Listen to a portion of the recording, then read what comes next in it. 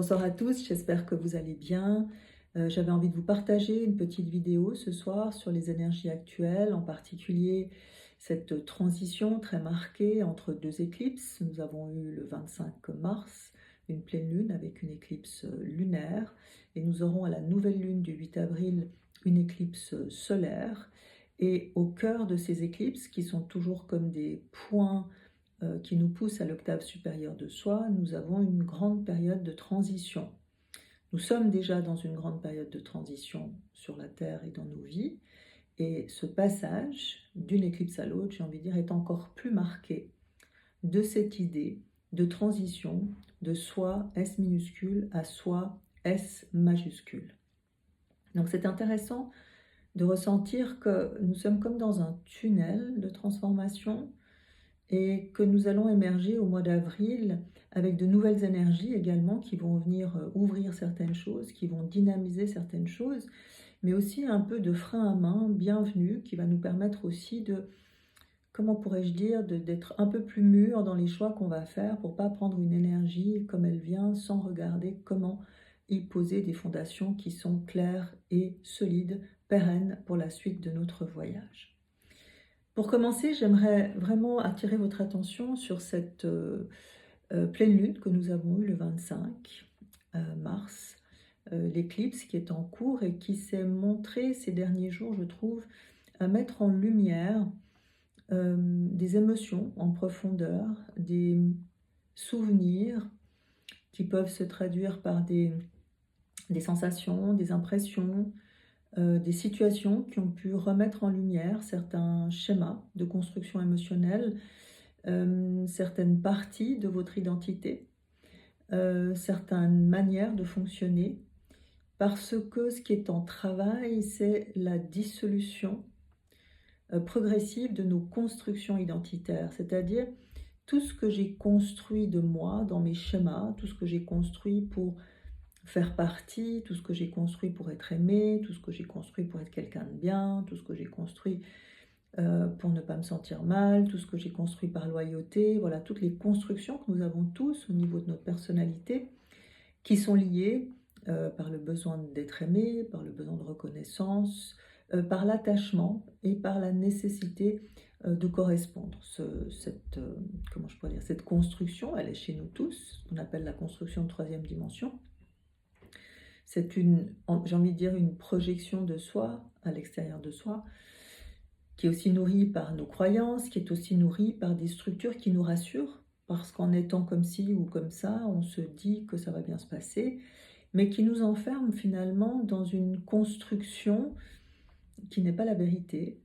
de qui nous sommes, qui est un rôle que nous jouons, mais qui n'est pas peut-être non plus connecté à nos véritables émotions, sensations, aspirations, et qui n'est pas connecté à nos véritables besoins et possibilités de croissance et d'évolution. Ces constructions dans lesquelles nous sommes tous, nous apprenons tous, dans lesquelles nous sommes tous pendant très longtemps, sont actuellement évidemment focusées, sont, comment je pourrais dire, au cœur de notre travail personnel, parce que nous sommes dans une très grande transition de soi S minuscule à soi S majuscule, dans une dissolution de tout ce qui n'est pas véritable, au sens de ce qui n'est pas vivant, de ce qui ne vibre pas aujourd'hui, de toutes les constructions, encore une fois, ou les pensées qui sont comme des blocs, comme des architectures dans lesquelles nous avons fonctionné, mais qui ne nous correspondent certainement plus du tout, qui ont surtout alimenté nos besoins de sécurité, nos besoins de garantie du lien, et tout simplement, c'est ce que nous avons cru que nous devions être, il n'y a aucun problème avec ça. C'est juste que ces constructions actuellement sont en ligne de mire du travail collectif dans lequel nous sommes, qu'elles sont invitées à se dissoudre, que nous sommes invités au fond à accompagner cette dissolution, et qui n'est pas toujours facile parce que ces mêmes constructions portent des repères. Ces repères, c'est ce qu'on connaît, et ce qu'on connaît, c'est ce qui nous rassure, et c'est surtout difficile de créer, j'ai envie de dire, depuis le mental, on aurait l'impression de créer dans le vide. C'est difficile de se dire, ok, ces repères peut-être ne me nourrissent plus ou ne me correspondent plus, mais j'ai peur de ce vide, ou j'ai peur d'oser autre chose sans savoir, sans avoir de nouveaux repères, parce que précisément, depuis notre mental ordinaire, on est d'accord de changer pour autant qu'on ait déjà des nouveaux repères, ce qui veut dire qu'on ne change pas, parce qu'en fait, on a juste besoin d'avoir des repères qui nous rassurent et que c'est difficile dans cette étape-là de ressentir les repères intérieurs, vraiment qui nous sommes, ce qui nous porte, parce que nous avons construit justement ces constructions à l'extérieur de soi par rapport à des repères d'identité qui correspondent à un autre, au lien, et que c'est difficile de savoir qui je suis de l'intérieur si je me suis construit pendant longtemps de l'extérieur. Tout ça pour vous dire que dans ce processus de l'éclipse de ce 25 mars, dans ce momentum sur la Terre, ce qui est fascinant, c'est que cette partie-là est touchée, ce lien à soi véritablement, cette construction à soi qui peut se traduire par de différentes façons. Ça peut se traduire par des réminiscences, tout à coup des prises de conscience par rapport à des schémas de construction, des prises de conscience par rapport à la manière dont on a créé le lien, par des sensations d'impuissance, de voir à quel point nous sommes prisonniers de ce lien de loyauté ou de culpabilité ou de choses qui nous empêchent d'accéder vraiment à qu'est-ce que je ressens vraiment, qu'est-ce qui m'inspire vraiment, de quoi j'ai vraiment besoin, ou comment me donner la possibilité de grandir. Ça peut se traduire également par de profondes émotions de deuil, de tristesse, de sentir qu'il y a des choses vraiment qui se terminent, des choses qui s'en vont, des choses qui nous quittent, et ça c'est plus physique, on va dire vibratoire que mental. Nous pouvons sentir qu'il y a vraiment quelque chose qui ne sera plus là, c'est déjà des sensations que nous avons depuis des années, j'ai envie de dire, mais au cœur de ces éclipses, au cœur de cette période actuelle, c'est comme si ça devenait beaucoup plus tangible, ou en tout cas plus conscient, possiblement plus conscient, ou alors si la conscience n'est pas là, ça peut être plus brutal, il peut y avoir une crise, la fin de quelque chose, une épreuve, enfin, en tout cas quelque chose qui vient plutôt vous rendre service, mais qui peut être vu comme une épreuve, ou du moins pour un petit peu secouer, dégeler ces constructions, pour identifier, et c'est ça le but, pour aller regarder qu'est-ce qui se passe vraiment derrière cette construction. Derrière cette sorte de tuyauterie qui est devenue toute rigide, toute dure, toute automatique. On ne sait plus en fait ce qui vibre derrière.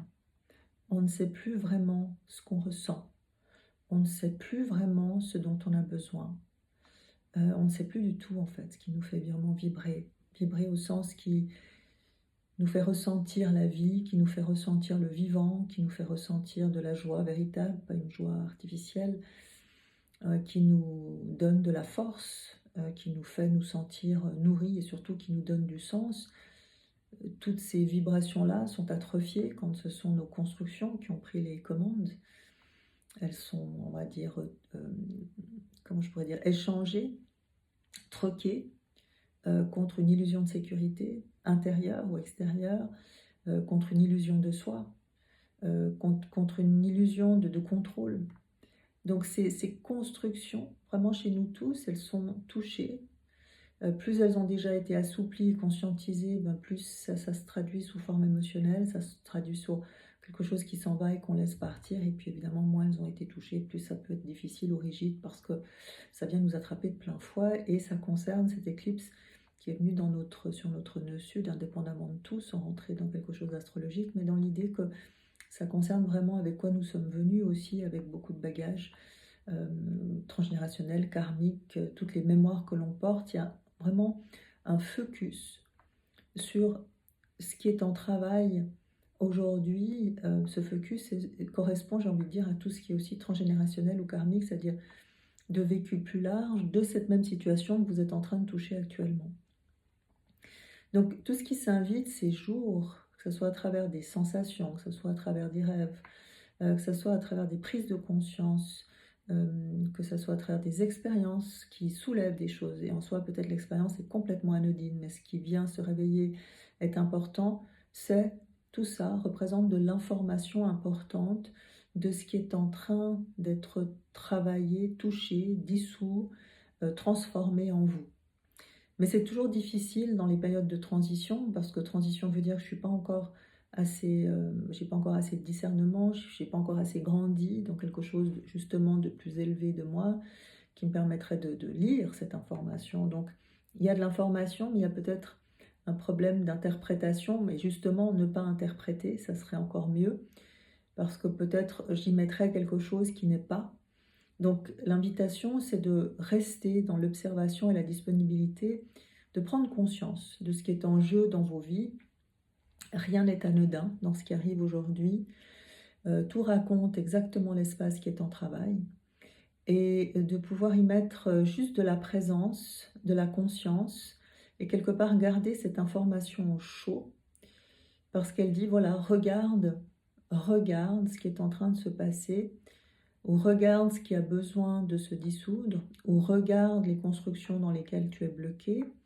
et simultanément, quand le dégel est un peu plus grand des constructions, regarde aussi ce que tu as vécu véritablement. Qu'est-ce que tu as vraiment ressenti dans ton histoire? Et c'est souvent compliqué d'y accéder tout de suite parce que c'est enfermé justement dans ces constructions, dans l'identité qu'on s'est construit. Et souvent, on ne sait pas vraiment ce qui a été vraiment vécu. Il y a une partie qu'on connaît, mais il y a aussi toute une autre partie, beaucoup plus profonde, à laquelle on accède progressivement, cet enfant qu'on a été,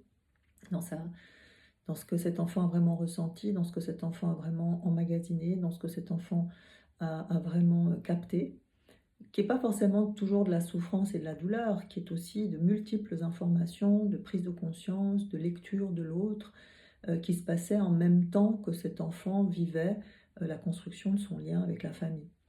Donc c'est comme si pendant que je me construisais dans cet apprentissage de la sécurité, du besoin, de la dépendance de l'autre et de toutes les constructions des schémas, il y a aussi une partie qui enregistrait, tout simplement dans la cellule, dans la mémoire cellulaire, des sensations, des impressions et peut-être de la connaissance ou simplement des prises de conscience, mais qui sont restées quelque part derrière ou à l'intérieur de ces constructions. Et quand tout ça se transforme, quand ces constructions se défont, on réaccède aussi à ce qu'on a pu vraiment ressentir, vivre. Et là, on commence à réaccéder vraiment à la vibration de nos blessures, à la vibration de nos schémas, ce qui n'est pas la même chose que la croyance ou le mental de nos blessures et de nos schémas. C'est important de voir que pour le moment, c'est accéder à la vibration d'une blessure véritablement, ça demande déjà de dissoudre le mental de cette blessure, l'ego de cette blessure, l'ombre de cette blessure, c'est-à-dire tout ce qu'on a construit pour ne pas ressentir cette blessure. Donc accéder à soi, se libérer de soi, S minuscule, se défaire au sens premier de soi, pour accéder à soi, c'est avant tout déjà accéder à ce qui a été vraiment vécu, ressenti, pensé à l'intérieur de ce que j'ai cru, que j'ai vécu, pensé, ressenti. Ce passage-là est très important et c'est l'enseignement majeur aussi de cette évolution dans laquelle nous sommes, qui est pour moi tellement simple, parce qu'elle demande à l'humanité de se connecter beaucoup plus à ce qu'elle ressent, de se connecter beaucoup plus à son corps, à ses émotions, à ses sensations, à l'information qu'elle porte, versus uniquement vivre à travers son mental. Il y a vraiment ce premier axe qui est pour moi l'axe le plus difficile pour l'humain, tout simplement parce qu'il a oublié de se connecter à lui-même, il a oublié de s'interroger, il a oublié de se rencontrer, il a oublié d'aller se lire dans son émotionnel, dans toute la palette que cet émotionnel porte d'informations, qui est aussi la connexion à l'univers. Il a oublié de s'interroger sur ses vrais besoins, tout simplement parce qu'il ne sait pas, parce que ce n'est pas un chemin qu'on a appris. Et finalement, cette transition actuelle, le passage d'évolution, c'est avant tout ça. Parce que tant que je n'accède pas à l'information qui est en moi, je ne sais pas ni qui je suis, ni où je vais, ni comment me guider dans ma propre vie. Donc je suis simplement prisonnier de mes constructions, de ce que j'ai cru, du pouvoir que je donne, etc. Donc ce passage à soi, en toute humilité, justement, c'est un passage éminemment évolutif. Et évoluer, vraiment, accéder à ces plus grandes dimensions, c'est avant tout accéder à ce qui vibre en soi et tout le chemin qu'il faut faire pour pour passer de ce que je crois que je ressens à accéder à la vibration de ce que je ressens. C'est toute une autre manière d'aborder. Donc, il n'y a rien, j'ai envie de dire, de spectaculaire au sens, je ne sais pas comment dire, de hors humain. C'est uniquement un voyage intérieur d'abord, de se reconnecter à sa base, de se reconnecter à soi au sens large et de quitter le moteur où je vais chercher à l'extérieur pour revenir à l'intérieur, qui n'est pas une mince affaire parce qu'on change complètement de moteur à ce moment-là. Donc ce passage, pour moi, c'est important de le regarder dans quelque chose aussi de très simple et pourtant non facile. J'ai pas envie de dire difficile, mais non facile parce que non coutumier pour l'humanité, de se rencontrer, d'apprendre à se lire, d'apprendre à s'écouter, d'apprendre à se découvrir, d'apprendre à comprendre comment je fonctionne pour mieux me guider dans ma propre vie et faire des choix qui partent de moi et pas de mes constructions. Revisiter le lien à l'autre également, qu'est-ce que j'y mets et surtout qu'est-ce que je n'y mets pas parce que je n'ai pas accès à ça en moi, de moi pour l'autre. Et voilà pourquoi c'est un passage important, parce qu'il y a vraiment une dissolution d'un soi, d'une identité pour accéder à une autre identité, mais ce sera pas, c'est pas qu'on accède à une identité extraordinaire. Il faut d'abord embrasser pleinement l'ordinaire de soi, et dans cet ordinaire, c'est de découvrir et de s'offrir cet espace de rencontre véritable de ce qui vibre vraiment en moi. Et ça commence déjà dans les choses toutes simples du quotidien. C'est ça qui est extraordinaire. C'est la liberté de se rencontrer et d'accéder progressivement à une capacité à se lire dans ce qu'on vibre et pas à s'interpréter en y mettant ce qui n'est pas en train de vibrer. Là, c'est un passage qui est aussi très grand. Comment élever et changer de mental? Comment passer d'un mental qui projette à un mental qui accompagne, qui s'élève en quelque sorte pour, comment je pourrais dire, pour accompagner une lecture plus grande de soi ou une connexion plus grande de soi ou une clarté plus grande en soi. Voilà, ça c'est un travail aussi qui va s'ouvrir progressivement et qui demande à s'ouvrir parce que je ne peux pas me regarder grandir avec le même regard qui est celui qui m'enferme. Donc effectivement, la nécessité c'est de pouvoir faire la différence entre la construction de soi et soi, c'est de pouvoir prendre conscience de ce qui s'en va ou de ce qui demande à partir, qui représente ce que j'ai construit de moi, en moi ou par rapport à l'autre, ou ce qui demande à se défaire pour que j'accède en fait à ce que je ressens vraiment, ou à mes émotions, ou à mes besoins, ou à d'autres informations qui me disent aussi, ben voilà, ce que tu portes ou ce que tu es venu vivre. Et c'est également prendre conscience que là-dedans, il y a aussi toute une évolution au niveau d'une manière de penser, de se penser, qui va continuer à demander à évoluer. Donc, toute cette information ces jours est très importante parce qu'on est vraiment en plein dedans, avec des énergies de Pâques qui sont toujours des énergies d'amour, de compassion, de pardon, de comprendre que cette énergie de la compassion, du pardon, c'est vraiment une énergie qui vient unifier tout ce qui a été vécu. Le pardon est un chemin, le pardon est un voyage intérieur d'unité, d'unification, qui ouvre le cœur, qui ouvre la vibration de la compassion. La compassion, c'est une énergie qui peut tout englober, qui peut tout prendre. Elle est justement le contraire de la séparation et du jugement. Cette compassion qui grandit, ce cœur qui peut grandir, peut aussi nous amener à rencontrer cette vibration du pardon, qui est une énergie qui va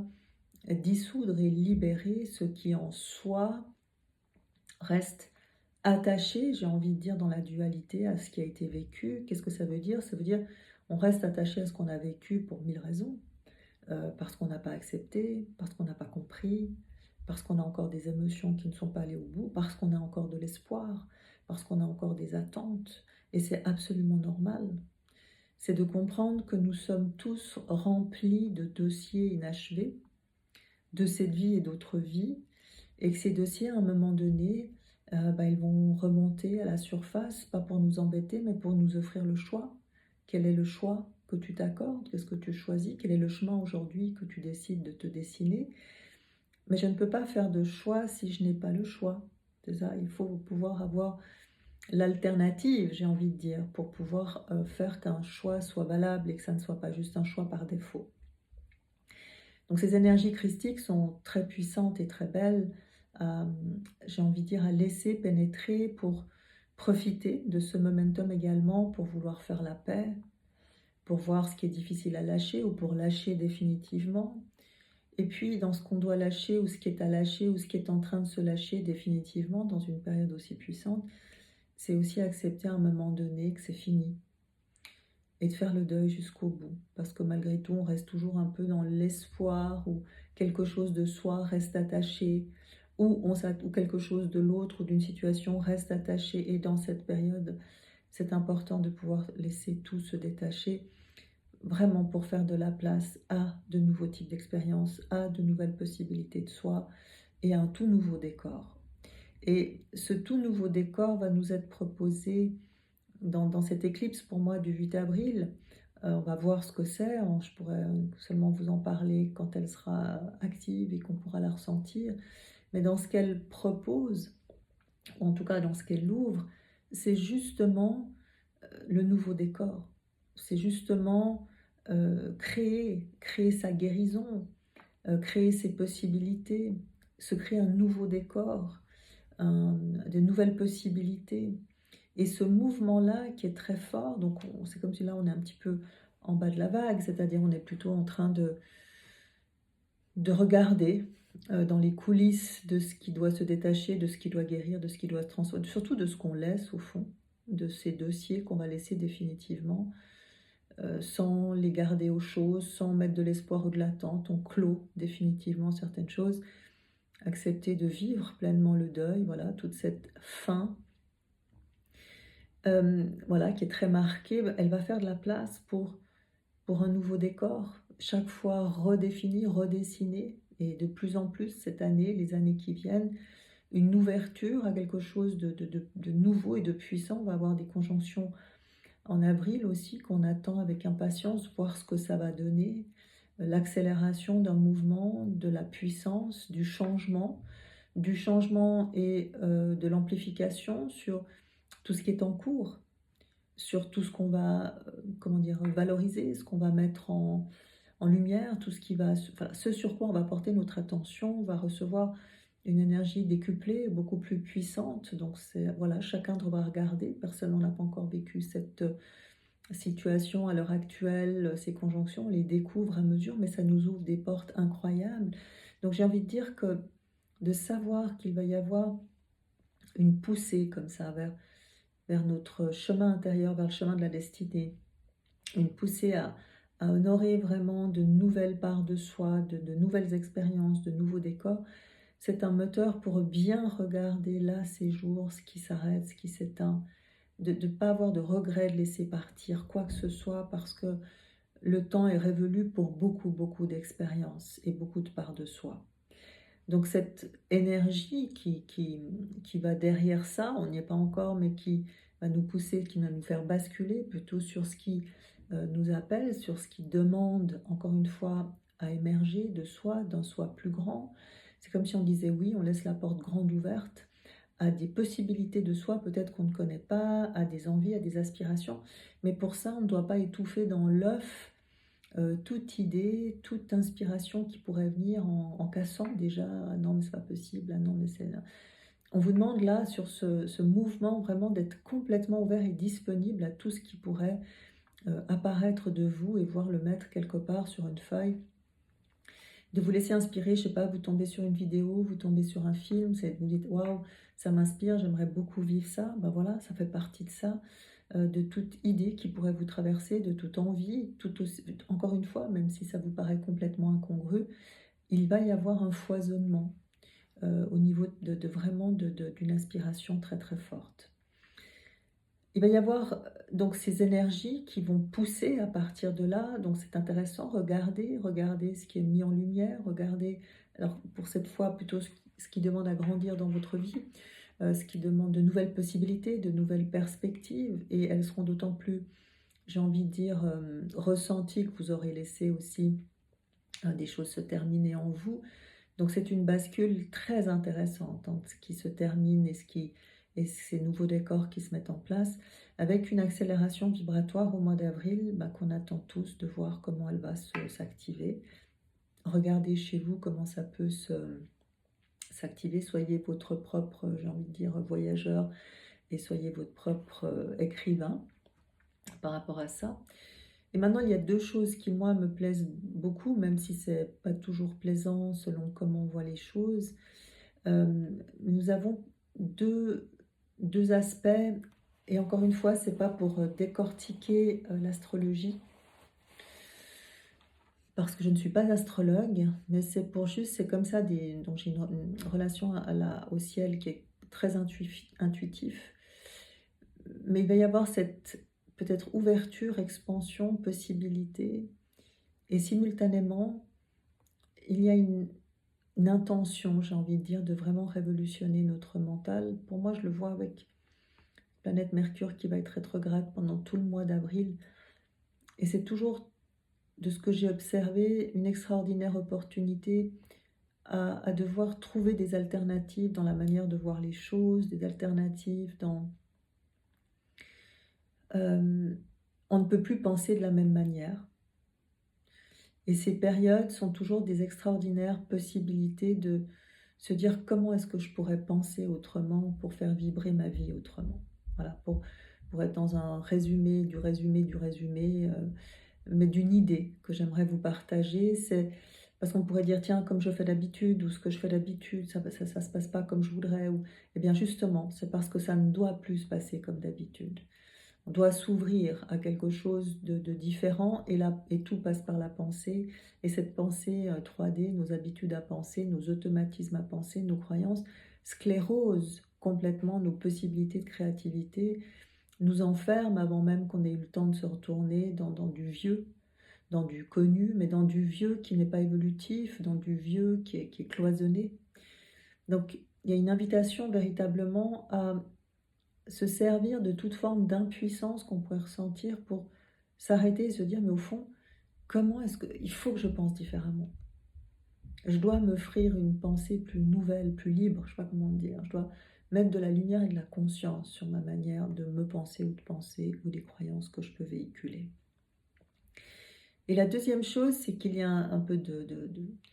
un autre aspect qui est intéressant pour moi. Il y a quand même une énergie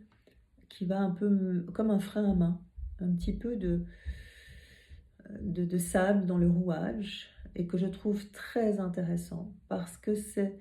il est nécessaire de conscientiser une maturité par rapport à l'évolution. L'évolution, c'est pas...